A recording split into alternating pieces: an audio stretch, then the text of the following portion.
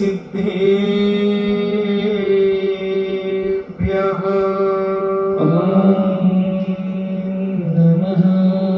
सिद्धेभ्यः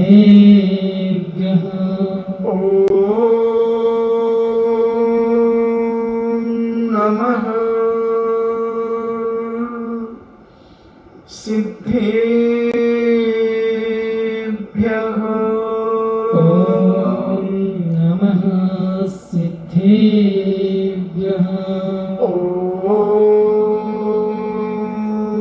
नमः सिद्धेभ्यः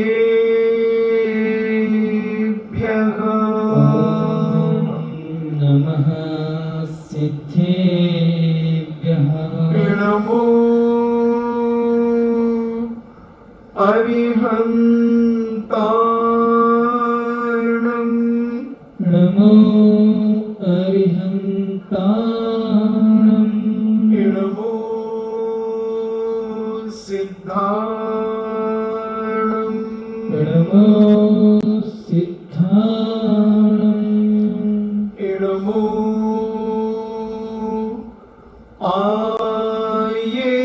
आयर्याणं नमो आयर्याणं नमो उबज्झायाणं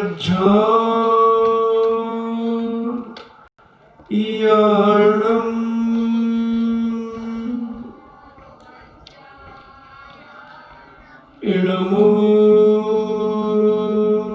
लोये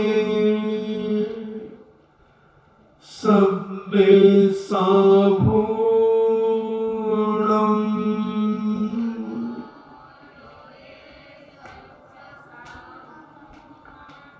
पंच परमेष्टि भगवान की अहिंसामयी वीतराग विश्व धर्म की देवादिदेव 1008 श्री आदिनाथ भगवान की देवादिदेव 1008 चिंतामणि घोर उपसर्ग विजेता श्री पार्श्वनाथ भगवान की देवादिदेव 1008 शासन नायक बाल ब्रह्मचारी भगवान महावीर स्वामी की परम पूजनीय आचार्य श्रोमणि गुरुवर श्री कुंद कुंद महामुनिराज की परम पूजनीय आचार्य श्रोमणि गुरुवर श्री विद्यासागर जी महामुनिराज की परम पूजनीय निर्यापक श्रवण मुनि श्री सुधा सागर जी महाराज की परम पूजनीय 3 कम 9 करोड़ महामुनिराजों की तपोदय अतिशय क्षेत्र की उत्तम आकिंचन धर्म की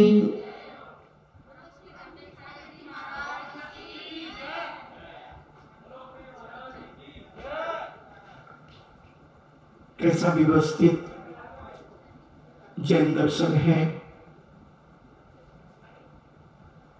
पहले क्रोध शांत कराया, मान कम कराया, मायाचारी छुड़वाई, लोभ छुड़वाया और सत्य की पहचान कराई। आदमी को जब सत्य की पहचान हो जाती है तब वह असत्य से दूर होकर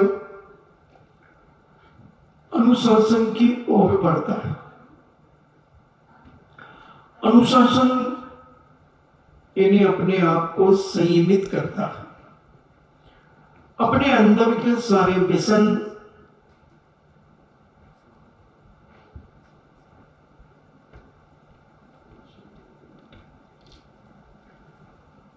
और अनुशासन होते करते करते और बहुत संयमित हो जाता है। वह किसी के प्रति न द्वेष रखता है न राग रखता है। इस अभ्यास में बढ़ता चला जाता है, पंचेंद्रियों से तृप्त सा हो जाता है। इंद्रिय संयम और प्राणी संयम की ओर अपना जीवन व्यतीत करने में लग जाता है। फिर उसके बाद वह तपस्याएं करता है। फिर तपस्या के बाद जो कुछ उसके पास बचता है उसका भी त्याग करता है। और त्याग करने के बाद वह खाली हो जाता है। जब आदमी अपने जेब में कुछ रख करके ले जाए और रास्ते में बांट दे तो वो खाली हो जाता है।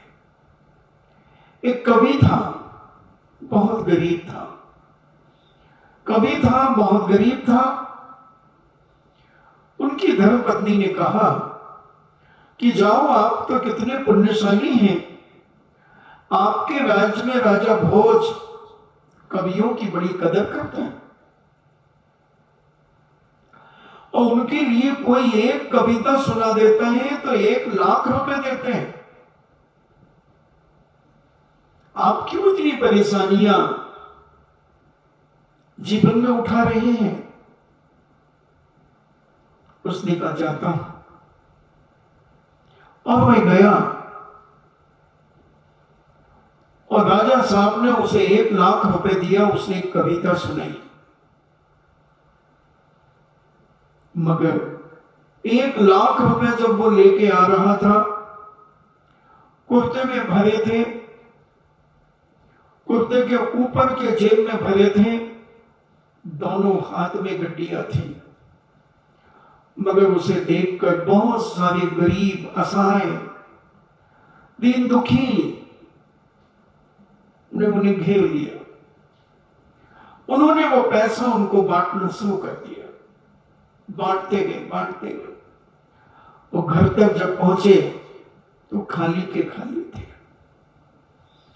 उनकी पत्नी ने कहा, अरे तुम गए नहीं? बोले मैं गया था। तो कविता नहीं सुनाई? कविता सुनाई। इनाम नहीं मिला? मिला। फिर वो मैंने, मेरे जैसे बहुत सारे गरीब, बहुत सारे असहाय लोग थे, मैंने उनको बांट दिया। वाह, कोई बात नहीं, कल फिर एक कविता लिखना और फिर गरीबों को बांटते चले आना। जो बचे तो ठीक, नहीं तो खाली के खाली। तो ऐसा ही आज का ये अकिंचन, खाली हो गए हो। कल सब कुछ त्याग कर दिया है तुमने, अब तुम इतने खाली हो गए हो, अब तुम्हें कहीं से कोई भय नहीं है, अब तुम्हें कहीं से कोई दुख नहीं है, कहीं से तुम्हें किसी के प्रति राग और द्वेष नहीं है, कहीं भी तुम्हारा तेरा और मेरा नहीं है। मात्र तुम हो, मात्र तुम हो। ऐसे अकिंचन धर्म को धारण करने वाले बहुत बिरले मुनिराज होते हैं, बहुत बिरले मुनिराज होते हैं। जब ये अकिंचन की ओर बढ़ते चले जाते हैं तो वहां श्रेणी मानते चले जाते हैं और छपक श्रेणी की ओर बढ़कर के केवल ज्ञान को प्राप्त कर लेते हैं, क्योंकि उन्हें समझ में आ गया कि दुनिया में कुछ नहीं है, सब झूठा संसार है। कोई किसी का नहीं, बहन भला ना भैया, सबसे बड़ा रुपया। आज रुपया में तुम जो चाहे वो कर सकते हो। यह है अज्ञानी मिथ्या दृष्टि जीवों का लक्षण।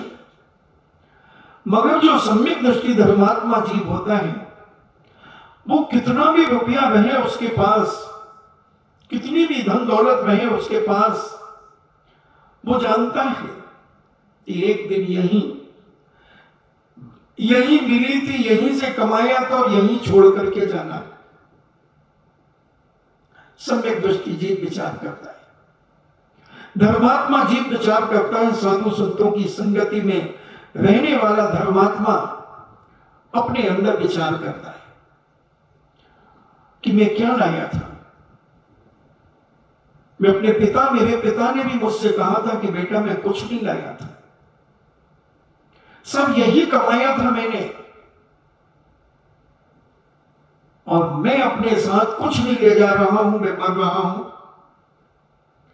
मुझे संतों की शरण में ले चलो, और जो कुछ बचा है उसे भी मैं छोड़ना चाहता हूं, क्योंकि मैं जानता हूं कि मेरे साथ कुछ भी नहीं जाना है, कुछ भी नहीं जाना। ये सब हमने मोह के जाल में मकान, दुकान, धन दौलत, सब रिश्तेदारी, सब यही रह जाएगी। ये 4 दिन की चांदनी है, फिर अंधेरी रात है। इसलिए बेटा तुम भी ध्यान रखना, और ये बिल्कुल नंगा सत्य है कि जिसने जन्म लिया है उसे मरना है। कोई भी दुनिया में जीव अमर होके नहीं आया,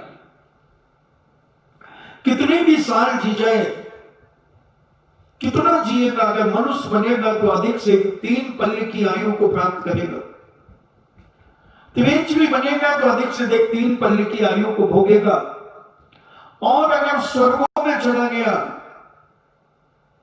मुनि बनकर के भी चला गया, तो 33 सागर की आयु सर्वान सिद्धि की भोगेगा। मगर वहां से मरना पड़ेगा और यहां जन्म लेना पड़ेगा। भले वो अंतिम जन्म होगा, और नरकों में चला गया तो वहां भी अधिक से अधिक 33 सागर की आयु। भोग भूमि में चला गया तो 3 पल, अधिक से अधिक। मृत्यु लोक में रहा, यहां मध्य लोक में रहा, भरत क्षेत्र खंड में रहा तो 84 लाख पूर्व अधिक से अधिक मरना पड़ेगा। और सबको मालूम है, आप लोगों ने जन्म तो देखा होगा ना किसी किसी का, देखे जन्म, तो क्या लेके आया था वो बच्चा, क्या लेके आया था। और मरण भी देखा होगा, क्या लेके गया। ये 2 पाठों के बीच की जो समस्याएं हैं, यही समस्याएं हमारे जीवन को दुर्गति में भेज देती है, और यही समस्या हमारे जीवन को सदगति में भेज देती है। अगर हम ये थोड़ा सा समझ लें कि हमारे साथ क्या जाना है। मैं कहता हूं दुनिया के सारे केस जो अदालतों में चल रहे हैं, धन दौलत के ऊपर से, जमीन जायदाद के ऊपर से, ये सब खत्म हो जाए, अदालतों में ताले लग जाए, अगर जैन दर्शन के सिद्धांतों को व्यक्ति समझ ले तो। शंकर दयाल शर्मा जी ने कहा था कि जैन दर्शन के 5 सूत्रों को अगर कोई समझ ले अपने जीवन में, तो सारे विश्व में सुख शांति और समृद्धि का अंबार लग सकता है, अंबार लग सकता है। मगर लोग समझना नहीं चाहते। अबे दुनिया की छोड़ो, जैन ही नहीं समझना चाहता। जिस जैन को वर्षों से उपदेश सुन रहा है, पीढ़ी दर पीढ़ी कुल परंपरा से जैन कुल पा रहा है, साक्षात जिनेन्द्र भगवान का जिनालय पा रहा है, बीतरागी गुरुओं का सानिध्य पा रहा है, जिनवाणी का स्वाध्याय कर रहा है, सुन रहा है, फिर भी उसके अंदर से मूर्छा नहीं जा रही है, मूर्छा नहीं जा रही है। बहुत बिरले लोग होते हैं बंधुओं, जो गृहस्थी में रहकर भी कुछ कुछ आकिंचन का अनुभव करने लगते हैं। वो समझते हैं, जिन्होंने सच्चे मन से स्वाध्याय किया है, जिन्होंने सच्चे मन से साधु संतों की संगति की है, केवल ख्याति लाभ पूजा के लिए जिसने की है, कि मेरी बड़ी नगर में चर्चा होगी, मेरे रिश्तेदारों में चर्चा होगी कि ये साधु संतों के पास बहुत रहते हैं, बहुत जाते हैं, वो व्यक्ति कुछ नहीं कमा पाएंगे। वो मात्र एक अपनी ख्याति के लिए जीवन लगा देंगे, रह जाएंगे साधु और संतों के पास, मगर उन्हें कुछ मिल नहीं पाएगा, कुछ नहीं मिल पाएगा, क्योंकि उनका उद्देश्य, उनका लक्ष्य बिल्कुल अलग है, बिल्कुल अलग है। अपना लक्ष्य क्या है? अपने आप को संकुचित करना, अपने आप को खाली करना। जितना अपने आप को खाली करते चले जाओ, अपने मन के विकारों को खाली करना, अपनी वाचनिकता की अनेक अनेक समस्याओं को खाली करना, अपने अंदर बैठे हुए राग द्वेष कसायों को खाली करने का प्रयास करना। एक दिन में खाली नहीं होंगे, एक जन्म में खाली नहीं होंगे। कितने भाव लग सकते हैं, मगर अभ्यास अभी से करना होगा, अभ्यास अभी से करना होगा, करना होगा अभ्यास। वो किया। एक उदाहरण मुझे याद आ गया। जब गिरनार जी जा रहा था, तब मैंने बागी दौरा में सुनाया था। बागी दौरा का उदाहरण बागी दौरा में ही सुनाया था, और आज वो मुझे प्रासंगिक लग रहा है, मैं सुनाना चाहता हूं। अकिंचन धर्म में आज खाली होने का। एक मां का बेटा बहुत सर्वांग सुंदर था,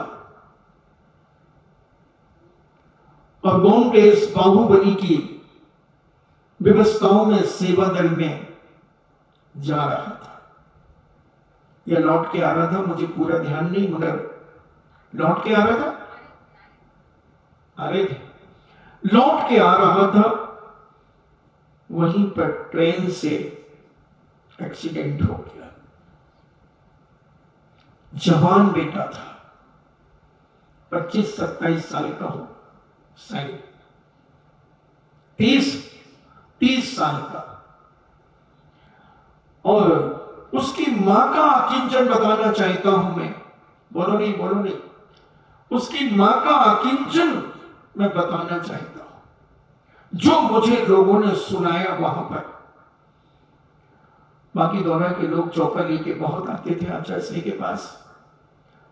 तो जब मैंने वो सुना था, तो गिरनार जी की यात्रा करने के दौरान हम बागी दौरा से गुजरे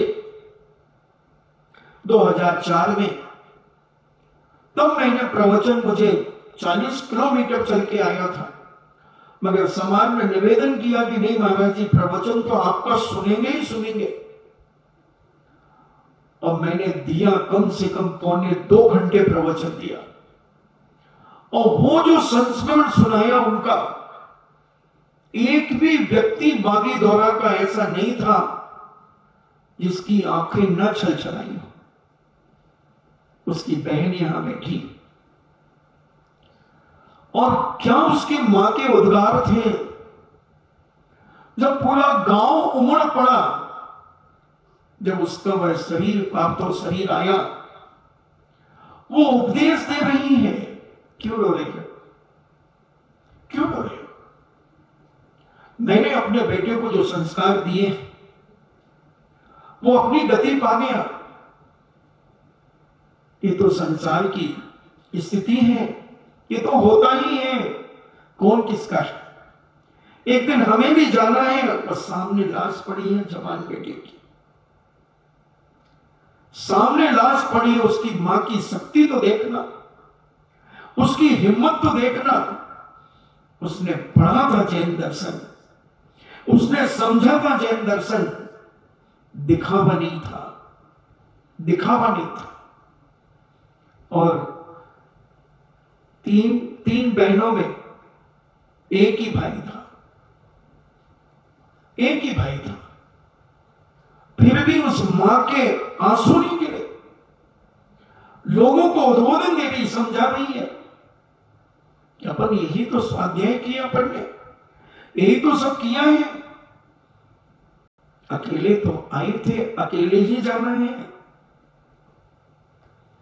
इसका नाम है अकिंचन की शुरुआत। शुरुआत। हम तो सालों 50 20 साल के बाद भी रोना धोना मचाते।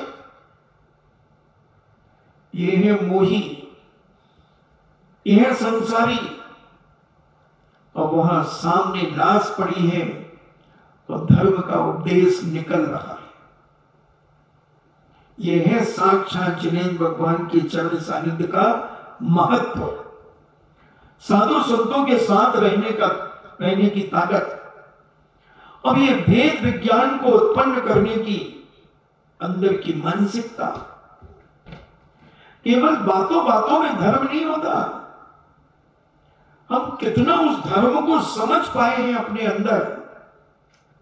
और जब ऐसी समस्या आ जाए और हम विचलित ना हो, उसका नाम धर्म है। हमने बहुत पूजाएं कर ली, बहुत दान दे दिए, सब कुछ कर दिया, मगर हम डिडोरा पीट पीट करके करते हैं। और अकिंचन कह रहा तुम्हारा कुछ है ही नहीं, त्याग का भी त्याग कर दो। जो तुमने त्याग किया है उसको भूल जाओ। हम तो सुनाते हैं, हमने तो भक्तांबर जी कर लिया, उसके व्रत कर लिए, हमने कल्याण मंदिर के कर लिए, तत्वासुत के कर लिए, कर्म दहन के कर लिए, 64 विधि के कर लिए, नमोकाल मंत्र के कर लिए, दशनाक्षर के कर लिए, पंचमेरु के कर लिए, और कौन से कर लिए, समोशरण के कर लिए, स्वयं स्तोत्र के कर लिए, 36 आचार 36 के कर लिए, और कर्म दहन के तो बता दिए। भाई मैं तो सब कर लिए, सब कर डाली मैं तो।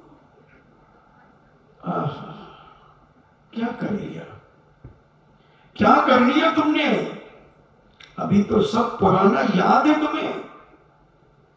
अरे ये सोचो कि अभी मुझे आगे और क्या करना है, क्या करना है। कुछ नहीं किया तुमने, अभी आगे मुझे क्या करना है। और कम से कम कुछ क्षणों के लिए, कुछ मिनटों के लिए ये सोचो मुझे कुछ नहीं करना है। आप अकेला हो तले मरे अकेला हो, एकला जानो, कुछ देर के लिए अकेले रहने का प्रयास करो, कुछ देर के लिए अकेले रह करके एकांत में बैठने का प्रयास करो। और मैं तो कहता हूं 5 मिनट कल्पना करो कि मेरे परिवार के पूरे लोग मरण को प्राप्त हो गए, मात्र मैं अकेला बचा हूं, मैं अकेला बचा हूं। हर व्यक्ति जो भी जैन धर्मात्मा सम्यक दृष्टि है, वो 5 मिनट कम से कम एक कल्पना करे अपने जीवन में, काश अगर अचानक कोई ऐसी घटना दुर्घटना घट जाएगी तो मैं क्या अपनी आत्मा को शांति से जीने दूंगा? क्या मेरे अंदर कोई राग द्वेष परिणाम तो उत्पन्न नहीं होगा? 5 मिनट के लिए तुम बैठ जाओ और यही विचार कर लो कि सब मर चुके हैं, मैं अकेला हूं, कोई नहीं है मेरा, ना मैं किसी का था और ना हूं और ना रहूंगा। 5 मिनट की कल्पना भी तुम्हारे जीवन में कैसी शक्ति को भर सकती है। मैंने जब उस मां की ये बातें लोगों के मुख से सुनी तो मैंने कहा जरूर उसके अंदर इस जैन दर्शन की आस्था बहुत गहरी होगी, बहुत गहरी होगी। और स्वाध्याय करती थी, कराती थी महिला समाज के लिए, पुरुषों को। उन्होंने कम से कम 250 मास्टरों को तत्वार्थ सिखाया, क्योंकि वहां मास्टर बहुत है। मुझे बताया वहां कि महाराज जी हमने सब उनसे सीखा। हम लोग स्कूल जाते थे, रास्ते में एक दूसरे को सुनाते चले जाते थे। 2 लोग मोटरसाइकिल में जा रहे हैं, तत्वार्थ सुनाते जाते थे। क्या उन्होंने एक परंपरा डाली। आज भी वहां पर बागी दौरा के अंदर क्लासें चलती हैं, बहुत अच्छी क्लासें चलती है। कर्णाली योग तक का विषय वहां क्लासों में चलता है। वहां के बच्चों की पाठशालाएं चलती हैं। लगभग 250 पौने 300 घर होंगे। तो एक धर्म की जो परंपरा है, तो अपनी गहराई में उस धर्म को समझने की जो ललक, और वो ललक ही हमें काम आती है बंधु। ऐसे तो हम कहते हैं हमने ये पढ़ लिया, हमने वो पढ़ लिया, हमने वो ग्रंथ पढ़ लिया, उससे कुछ नहीं होने वाला। भले एक ग्रंथ पढ़ो मगर वो ग्रंथ के मर्म को समझो, मर्म को समझो। और 24 घंटे में कुछ क्षणों के लिए जब खाली मिल जाओ, बैठ जाओ और अपने आप को अकेला महसूस करो, अपने आप को अकेला महसूस करो कि मैं अकेला हूं। तो ये अकिंचन धर्म की कुछ सुगंधी तुम्हारे अंदर स्फुटित हो सकती है। तेरा मेरा कम करना पड़ेगा, राग द्वेष कम करना पड़ेंगे, ये मेरा वो तेरा ये कम करना पड़ेगा। ये सारी की सारी चीजें कुछ क्षणों के लिए तुम जीवन पर्यंत नहीं कर सकते, कोई बात नहीं। 24 घंटे में कम से कम 24 मिनट के लिए तो समय निकालो। मैं तो कहता हूं उस समय नमोकार मंत्र भी भूल जाओ, देवो सास गुरु को भी भूल जाओ। मात्र तो अपने आप को अकेला महसूस करो कि मैं अकेला हूं, बस हूं, बस मैं भी मत करो, हूं। बैठे रहो कितनी देर तक हूं में बैठे रहते हो। अकिंचन का बीजारोपण होना शुरू हो जाएगा, बीजारोपण होना शुरू हो जाएगा। बातें तो बहुत कर ली, बातों में समय खूब बिता दिया, रो करके बिता दिया, इधर उधर की बातों में बिता दिया, लोगों को बेवकूफ बना बना करके खूब बिता दिया कि मैं बहुत धर्म करता हूं। प्रैक्टिकल क्या है तुम्हारे पास? थ्योरी क्या है? थ्योरी तो खूब मिल जाती है, खूब पढ़ लेते हैं। प्रैक्टिकल, और थ्योरी में पास हो जाओ मगर प्रैक्टिकल में फेल हो जाओ तो फेल ही माने जाते हो। इसलिए प्रैक्टिकल करने का समय अब आ गया है। जो भी 50 से ऊपर हो गया है उसे प्रैक्टिकल में लग जाना चाहिए। कुछ क्षण निकालो, जब तुम अपने आप में खाली महसूस करो, दरवाजा बंद करके बैठ जाओ। 5 मिनट में खोल देना दरवाजा, 5 मिनट में मिल जाना परिवार से, मगर 5 मिनट के लिए विचार कर लो कि मैं अकेला हूं, कोई नहीं है, सब झूठे लोग हैं, सब स्वार्थी लोग हैं, सब स्वार्थ के लोग हैं। एक श्रीमान जी ने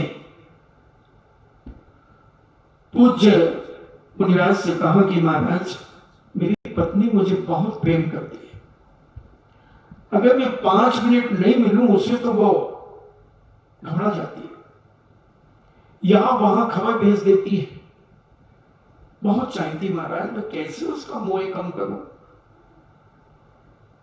महाराज ने कहा उसका पाखंड तुम समझे नहीं बेटा अभी तक? नहीं बोले महाराज पाखंड नहीं है उसका, जब तक मैं घर नहीं पहुंचता वो भोजन नहीं करती। अच्छा, तो महाराज ने कहा एक बार तूने कभी परीक्षा ली उसकी? बोले नहीं परीक्षा तो नहीं ली। तो बोले बेटा आज का जमाना प्रैक्टिकल का है, प्रैक्टिकल किया करो। बोले क्या करें महाराज?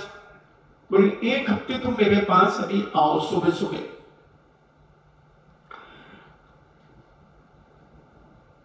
शुद्धि करके आना, मन विसर्जन करके आना, नहा धो करके आना, और मैं तुम्हें कुछ योग सिखाऊंगा। और उन्हें पूज्य ने योग सिखाया, श्वास रोकना सिखाया, सब कुछ सिखाया, और वो सीख गया। और बोले बेटा तो अभी शनिवार को नौमी पड़ने वाली है। तो बोले महाराज जी शनिवार को नौमी है। हाँ, तो क्या करना है? बोले हमारे यहाँ शनिवार को महाराज जी वो खीर बड़े बनाती है और पता नहीं कितने पकवान बनाती है। बोले कोई बात नहीं, तुम तो एक काम करना, यहां से पूजन अभिषेक करके जाना, और कि ना थोड़ा मेरा जी घबरा रहा है, जी घबरा रहा है। बोले फिर? बोले थोड़ी देर के बाद तुम लेट जाना। और वो अपने काम में लग जाएंगे और तुम लेटे लेटे लेटे तो उसका सब काम हो, आहट लेते रहना, और उसका जब सब काम हो जाए तो जैसे ही वो तुम्हें आवाज लगाए कि अरे भोजन तो कर लो, तैयार हो गया सब, तो तुम अकड़ जाना, श्वास रोक लेना और अकड़ जाना। फिर वो आएगी तुम्हें बुलाने, और बुलाने वो आई, अरे उठो उठो, अरे ये तो श्वास ही रुक गई, ये तो चले गए। वो बस चिल्लाना ही चाह रही थी, रोना ही चाह रही थी। उसके मन में आया कि वो खीर जो मैंने सब बनाया वो मैं खा नहीं पाऊंगी, अब ये तो मरी गई। अगर अभी मैं रोती चिल्लाती हूं तो अभी पूरा मोहल्ला इकट्ठा हो जाएगा, फिर मैं खा नहीं पाऊंगी, तो पहले मैं खीर वगैरह खा लूं, खीर बड़े गाली सब खा लूं, फिर बाद में रोऊंगी। और वो सुन रहा था, मैं बाद में रोऊंगी, और बस वो तो गई, उसने गपर गपर खाया पिया और पानी आनी पी करके, और फिर दहाड़ मार करके रोना शुरू किया। मोहल्ला इकट्ठा हो गया। धीरे से पति ने आंख खोली, बोले तूने तो खीर बड़ी खा ली है ना? अरे भूत भूत! भूत नहीं हूं, भूत नहीं हूं, तुम्हारा पति था। और उठ गया। बोले तेरा ये प्रेम का पाखंड मैंने अपनी सगी आंखों से देख लिया। तू कह रही कि मैं खीर खा लूं, बड़े खा लूं, फिर पता नहीं कब खाने मिलेगा, क्योंकि लोगों का आना जाना तांता लग जाएगा। ये चाहती है तू मुझे? तेरा ये संसार, तेरे को मुबारक, मैं तो चला उस पार। और वो चला आया साधु के पास, और साधु से दीक्षा धारण कर ली, आकिंचन धर्म समझ गया। समझ गया बंधु, हमें समझना तो पड़ेगा एक ना एक दिन। किसकी कहें, किसकी कहें? बुंदेलखंड के राजा छत्रसाल हुए, छत्रसाल हुए। बचपन के जन्म के 2-3 दिन के बाद पाश्चात्य संस्कृति के राजा ने आक्रमण कर दिया उनके पिता के ऊपर, और पिता जैसे तैसे छुपते हुए उस बच्चे को ले जा रहे थे। उन्होंने सोचा इस बच्चे को संभालें या खुद को बचाएं, तो छत्रसाल को एक झाड़ियों के बीच में पटक दिया, और दोनों पति पत्नी यानी राजा रानी इधर उधर से रास्ता निकाल करके भाग गए। जब उस पाश्चात्य संस्कृति के राजा का आतंक जब ठंडा हो गया, उनके गुप्तचरों ने कहा कि महाराज, राजा बादशाह चला गया, और उन्होंने गुप्त रूप से 7 दिन के बाद उस बच्चे को ढूंढने आए। बच्चे का पुण्य था कि उन झाड़ियों के ऊपर एक मधुमक्खी का छत्ता लगा था, और उस छत्ते में से एक एक बूंद टपक रही थी, और वो बच्चे ने 7 दिन निकाले उस बूंद से। जो बाद में राजा छत्रसाल बना। आदमी कितना स्वार्थी है ये देखो आप, कितना स्वार्थी। अरे तुम मरते तो तुम्हारा बच्चा भी तुम्हारे साथ मर जाता, तुम झाड़ियों में फेंक करके चले गए।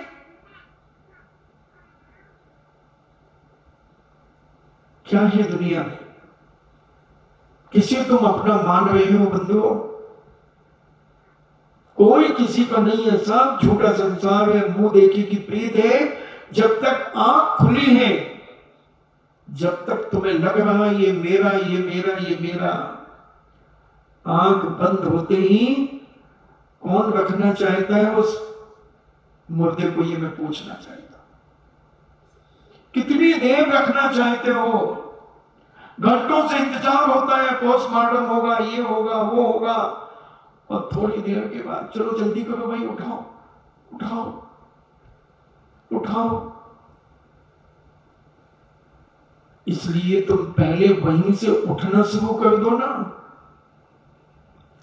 वहीं से थोड़ा ऊपर उठना शुरू करो, अपनी मानसिकता को ऊपर उठाओ, अपने विचारों को ऊपर उठाओ, और अपने आप को इतना संयमित और त्यागी मानसिकता से बना लो। भले तुम घर नहीं छोड़ पाओ, घर में रहो, घर के सब काम करो, मगर कुछ समय निकाल, कुछ समय निकाल अपने लिए। दूसरों के लिए तो जिंदगी लगा दी, बहू बेटों के लिए जिंदगी लगा दी, भाइयों के लिए जिंदगी लगा दी, लगा दोगे, मगर तुम अपने लिए क्या कर पाए, मैं ये पूछना चाहता हूं। अपने लिए तुमने क्या किया? महाराज जी, हमने अपने लिए 25 लाख रुपए अलग से बैंक में जमा कर लिया, ब्याज आता है हमारा, ब्याज में चलता है हमारा। अरे जे तो यही छूट जाएंगे, तेरे साथ क्या जाएंगे? 25 कागज भी नहीं जाएंगे तेरे साथ, तू तो डाक की बात कर रहा है। कुछ नहीं जाना है बंधुओं। और जिसने इस आकिंचन का अनुभव करना शुरू कर दिया, वह व्यक्ति ही व्यक्ति है, बाकी तो सब दिखावा है। मैं तो यही कहता हूं, जैन दर्शन इतना सूक्ष्म, एक एक रहस्य की परतें खोलने वाला, कर्म सिद्धांत रहस्यों को खोलने वाला, और हमारा जीवन गुजर रहा है, फिर भी अभी हम उस राग द्वेष कसायों में, इधर उधर की बातों में अपना समय व्यतीत करके अपने जीवन को खत्म कर रहे हैं। ऐसे लोग तो मुझे लगता है पृथ्वी के ऊपर भार है, भार है, जो अपनी चिंता ही नहीं कर रहे कि मेरा क्या होगा, मेरा क्या होगा, उसकी चिंता ही नहीं है उन्हें। कितनी छल छलावे से हम जोड़ जोड़ करके रख रहे हैं। क्या करोगे? पूत कपूत तो काधन संचय, और पूत सपूत तो काधन संचय। मैंने ऐसे भी परिवार देखे, 9 पेट्रोल पंप थे एक परिवार में, 9 पेट्रोल पंप, 250 ट्रक डंपर आदि। और जब पिता मरने लगा तो उसने सबके हिस्से बांट कर दिए, सबके हिस्से बांट कर दिए। 4 बेटे थे, 2-2 पेट्रोल पंप एक एक बेटे को मिले, एक पेट्रोल पंप उसने अपने नाम से रखा। डंपर आदि, ट्रक आदि जो भी थे वो सब बांट दिए। और पिता मरा, वो पेट्रोल पंप मां के नाम आया, मां मरी, पेट्रोल पंप का नीलामी लग गई, भाइयों ने बांट लिया। और 13 महीने पूरे नहीं हो पाए, 2 भाई मूंगफली के ठेले पे आ गए। 2 भाई मूंगफली का ठेला लगा रहे हैं, और 2 भाई पेट्रोल पंप चला रहे हैं। क्या किया? करोड़ों रुपया छोड़ करके भी मूंगफली का ठेला तो 500 रुपए में लग जाता है। बंधु, ये पैसा भी वहीं रुकेगा जहां पुण्य होगा, दुकान वहीं चलेगी जहां पुण्य होगा। इसलिए तुम बहुत गई रही थोड़ी थोड़ी भी अब जाए, अब जिसका जो होना होगा सो होगा। तुम तो अपने कल्याण की बात सोचो, अपने आप को समझने की बात सोचो कि मैंने अभी तक क्या किया अपनी जिंदगी में। मैंने अपने आप की तैयारी की कि नहीं की, अपने मरने की तैयारी की कि नहीं की, कि मैं तड़प तड़प के मरूंगा, मरूंगी, मैं चीखती चिल्लाती मरूंगी। अरे मौत को चुनौती दे दो। आदमी जो सत्य है उसी सत्य से डरता है। मृत्यु एक बिल्कुल नंगा सत्य है। कोई भी दुनिया की ताकत इस मरने से नहीं बची, कोई भी नहीं बची, मगर हम इसी से डरते हैं, इसी से डरते हैं मरने से। मरने का नाम सुनते ही अब कांपने लगते हैं। नहीं, ये जैन दर्शन मरना ही सिखाता है, जैन दर्शन जीना नहीं सिखाता। ये गलत फहमी में मत रहना। कभी भी जैन दर्शन ने जीना नहीं सिखाया, उसने तो कहा मरना कैसे है वो हमसे सीखो। हमारे ग्रंथ भरे पड़े हैं मरने की कला सिखाने वाले। भगवती आराधना, मरण कंडिका, कैसे मरना है उनसे सीखो। पूज्य समन भद्र स्वामी ने भी रत्नकंठ साहुकाचार में मरने की बातें कही। मरो, और जिसने मरना सीख लिया वो अकिंचन धर्म पा गया। जीना तो दुनिया के सब दर्शन सिखाते हैं, दुनिया के सब दर्शन सिखाते हैं, और जिसने मरना तो केवल एक जैन दर्शन सिखाता है। कैसे मरना है, कैसे छोड़ना है। मित्रानुराग सुखानुबंध निदानानी, सब राग छोड़ना मित्रों के, जीवित मरना, न जीवन, न जीने की इच्छा, न मरने की इच्छा, न कोई पुराने स्मरण, मात अकेला। बहना जी ने भी मरण किया, बहना जी ने भी मरण किया, कोरोना में मरण किया, मगर मरना जानते थे वो कैसे मरना है, मरना जानते थे कैसे मरना है, और मरे, मरे। हाय तो वो मचा करके नहीं मरे। पूज्य मुनि श्री का संबोधन, उस संबोधन को पाकर उन्होंने अपने आप को और दृढ़ किया। कोई मोह माया नहीं, मुंह फेर लिया।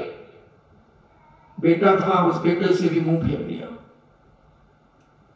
और तुम तो कहते हो उसको बुला दो, मेरी 2 बेटियां हो गई, उनको बुला दो, उनको भी मुंह देख ले, मैं उनका मुंह देख लूं। अगर जिंदगी भर उनका मुंह देखा है, अब अपना मुंह देख ले। अपना देखने के लिए जैन दर्शन कहता है दूसरों को मत देखो, अपने आप को देखो, अपने आप को समझो कि हमने जिंदगी में कितने अत्याचार अनिति की हैं। वो तो कम से कम त्याग दे, उनको तो छोड़ दे, और अकेले रहने का अनुभव कर।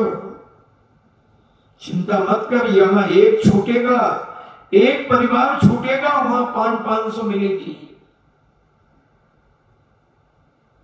32 देवियां सबसे छोटे देवता की होती हैं। खूब मिलेगा, इधर का तो छोड़ पहले। अगर सम्यक दृष्टि जीव होगा तो जरूर मोह कम करेगा, और मिथ्या दृष्टि होगा, इसको बुला दे, उसको बुला दे, दुनिया की बातों में रचेगा बचेगा, दुनिया की बातों में रचेगा। मेरा इलाज नहीं हो रहा भैया, बिटिया को बुलाओ, कोई कराएगी, मुझे तो पता था ये लड़का नहीं कराएगा, ये तो कहता पैसे नहीं है मेरे पास, पैसे नहीं है। और दुनिया के लिए रागान्वित करेगी, रो करके, धो करके। ये है दीर्घ संसारी के परिणाम। और जो निकट भव्य है वो शांति से सहन करेगा, शांति से सहन करेगा। ये तो पुद्गल की पर्याय पुद्गल में हो रही है।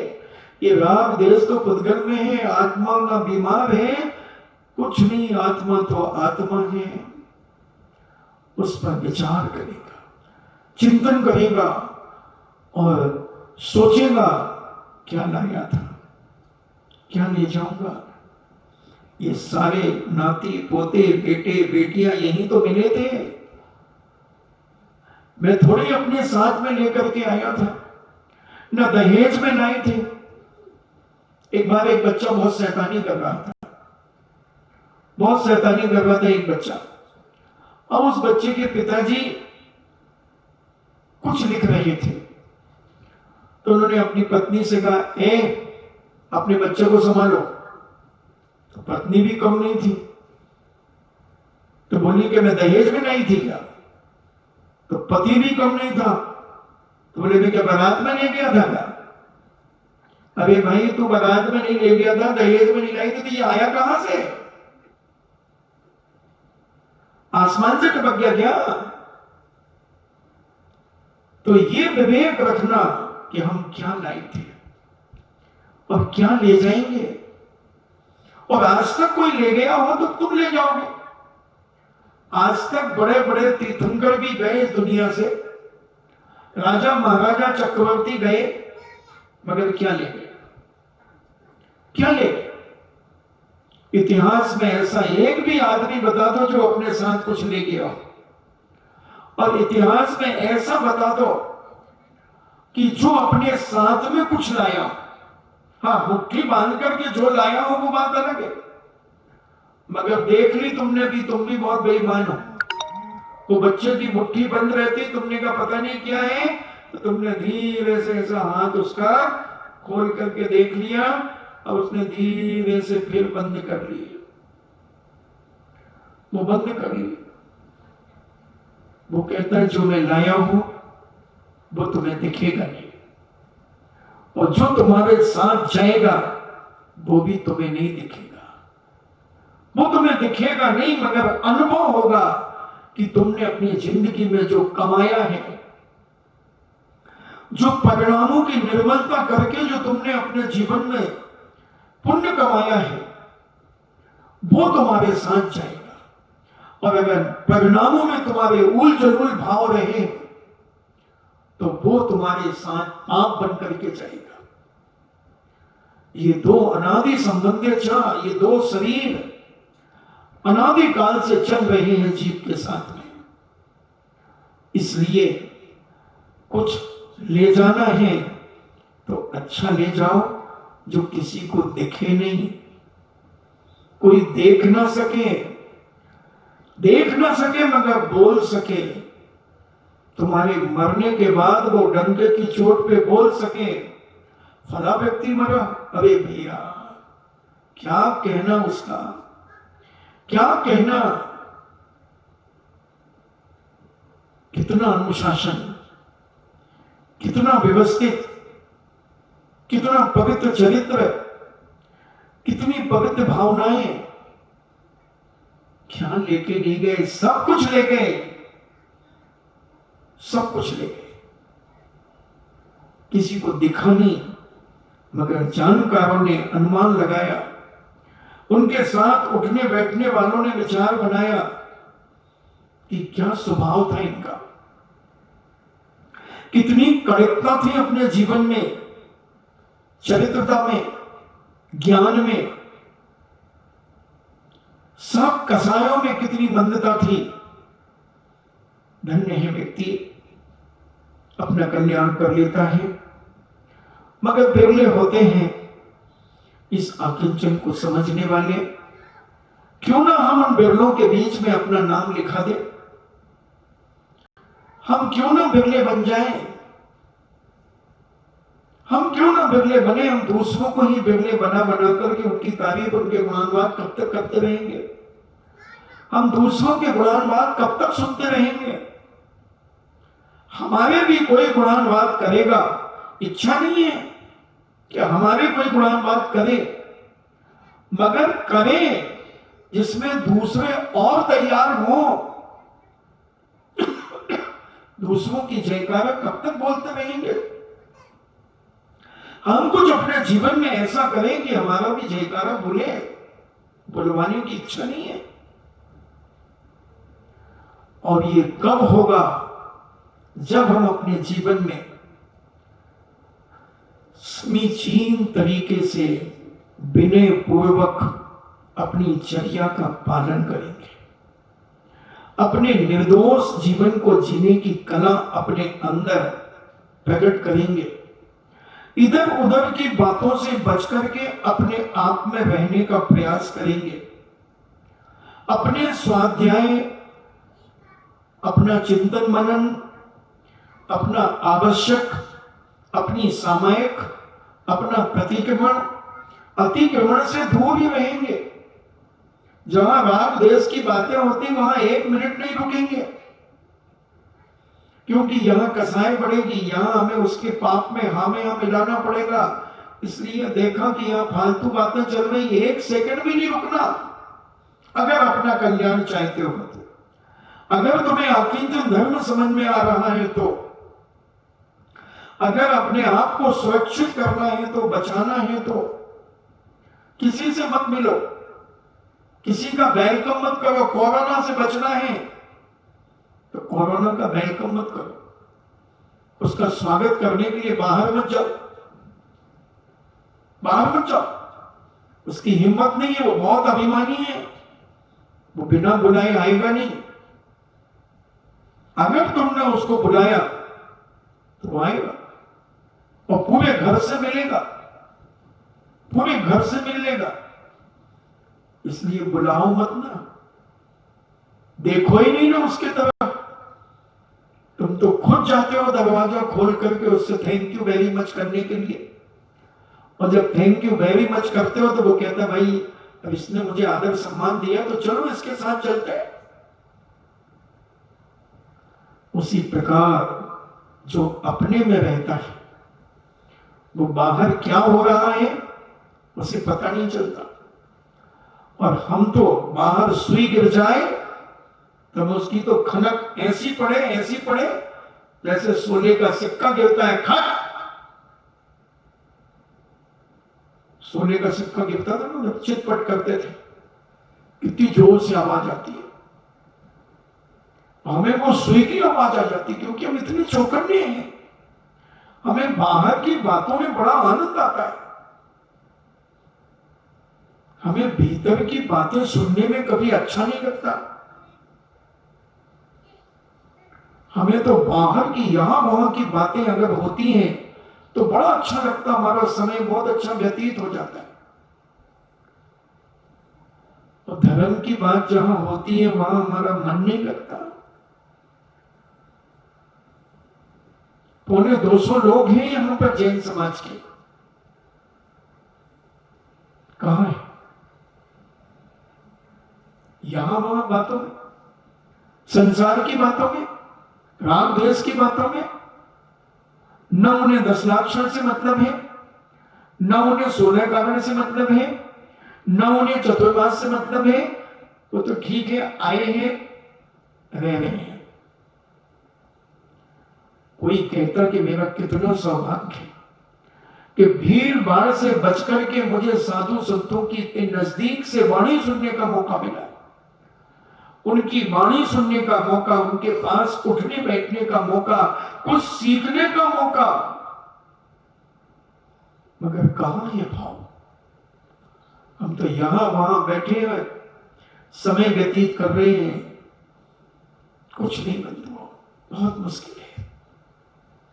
समझो आकिंचन को, कुछ नहीं है मेरा, कुछ नहीं है मेरा। एक जाप इसी की करो, कुछ नहीं है मेरा, कुछ नहीं है मेरा, ये सब पराया है। जो कुछ दिख रहा है ये सब पराया है, मेरा कुछ नहीं है। महाराज हम परायाई का पट्टा अपने बाप का करा लेंगे और कहते रहेंगे कुछ नहीं है मेरा। कुछ नहीं है मेरा, मैं तो उसी तोतों जैसे हूं। बहेलिया आएगा, जाल बिछाएगा, फंस मत जाना। बहेलिया आएगा, जाल बिछाएगा, फंस मत जाना। और रटा लिया, सारे तोते ने रट लिया। बहेलिया आएगा, जाल बिछाएगा, फंस मत जाना। और बहेलिया आ गया, वो जाल बिछा दिया और सारे तोते फंस गए। अब उसके बाद भी कह रहे हैं बहेलिया आएगा, जाल बिछाएगा, फंस मत जाना, फंस मत जाना। और साधु ने कहा कि वाह, मैंने तो 108 बार जाप कराया था और मेरे तोते सब सीख गए। और निकले, बहेलिया जाल लेकर के तोतों को फंसा करके पीठ पे लाद के ले जा रहा है।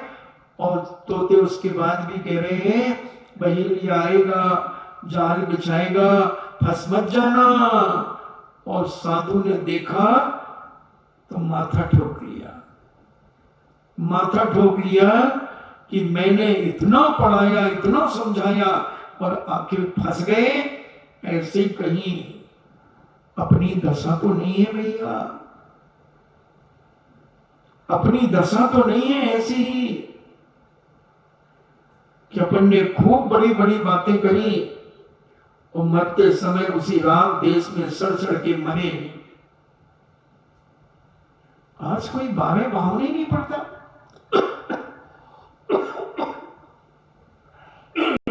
ज्यादा हुआ तो वो छोटी बड़ी भावना राजा राणा वाली पढ़ लेते, बहरा गाएगा कहां से? मंगत राय जी की प्रारब्ध भावना पढ़ो। अब उनके अर्थ में डूबने का प्रयास करो। क्या कहना चाहते हैं वो पंडित जी साहब?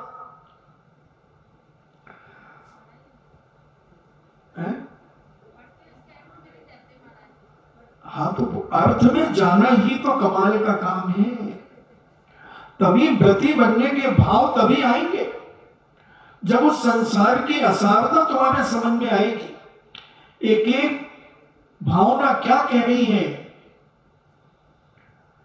तब हम कुछ आकिंचनता की ओर बढ़ेंगे, तब हम कुछ अकेले रहने का प्रयास करेंगे। हमें पढ़ना चाहिए, कम से कम 24 घंटे में एक बार मंगत राय जी की 12 भावना जरूर पढ़ना चाहिए, समझना चाहिए। भले एक भावना पढ़ो, उसको 100 बार पढ़ो और एक एक शब्द पर रुको, सोचो कि ये क्या कहना चाह रही है लाइन। क्या गए चक्री जन जीता, भरत खंड सारा। कहां गया वो भरत 6 खंड को जीत करके? कहां गए वो राम और लक्ष्मण, जिन रावण मारा? कहां गए? कहां गए वो सुभ्रन की नगरी? हम फिर क्या हैं? जब ऐसे बड़े बड़े शक्तिशाली दुर्गति चले गए तो हम क्या करेंगे, हमारा क्या होगा? थोड़ा विचार करो। अपने आप परिणामों में निर्मलता आएगी, अपने आप अंदर की छल कपट कम होंगे, राग देश कम होंगी और कुछ समय हम अपने आप में रहने का प्रयास करेंगे कि जब बड़े बड़े लोग नहीं बचते तो हम क्या बचेंगे। शरण तो यही अरंत की है, तो हम नमो अजंताड़म कहेंगे, नमो सिद्धाड़म कहेंगे। और नहीं तो हम तो बातें भी करते जाते हैं, माला भी फेरते जाते हैं और इधर उधर ढुड़कते भी जाते हैं, सब कुछ कर लेते हैं। नहीं, आकिंचन की पहचान करो, अकेलापन। शरीर भी नहीं है, आकिंचन तो कहता है ये शरीर भी पड़ोसी है, इसको भी अपना मत मानो। कम से कम 5 मिनट के लिए तो मत मानो। 5 मिनट तो एक आसन लगा के बैठ जाओ, मच्छर काटे तो काटे, तुम्हें थोड़ी काट रहा, पड़ोसी को काट रहा। 5 मिनट के पहले हाथ मत उठाओ, काट लेने दो, कितना खून पिएगा, क्या करेगा? मगर हम तो बैठने के पहले ही हट उड़ाना शुरू कर देते। ऐसे अनुभव करें। आपका समय हुआ, विचार करें, हे भगवान ऐसी अकिंचिंता अकिंचन हमारे अंदर धीरे धीरे प्रवेश हो, किंचित मात्र भी चिंता न रहे और इधर उधर के विकल्पों से रहित हमारा कुछ क्षणों के लिए कम से कम 24 घंटे में जीवन बीते।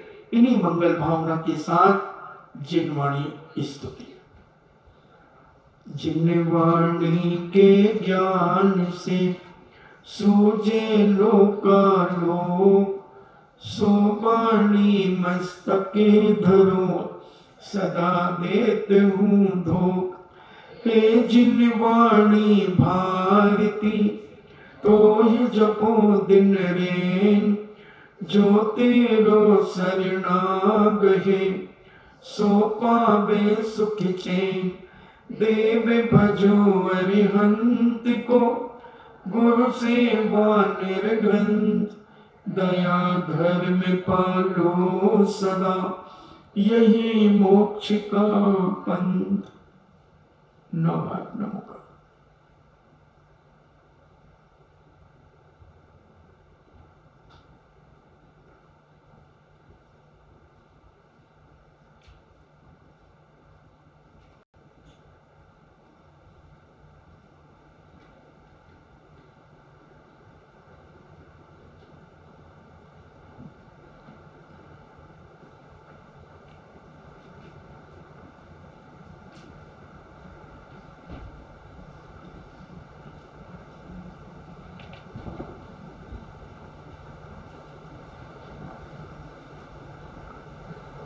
परम पूज्य द्वादशम जिनवाणी माता की सुत देवता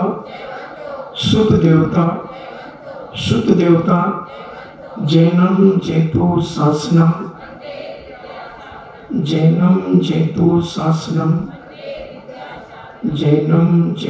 शासनम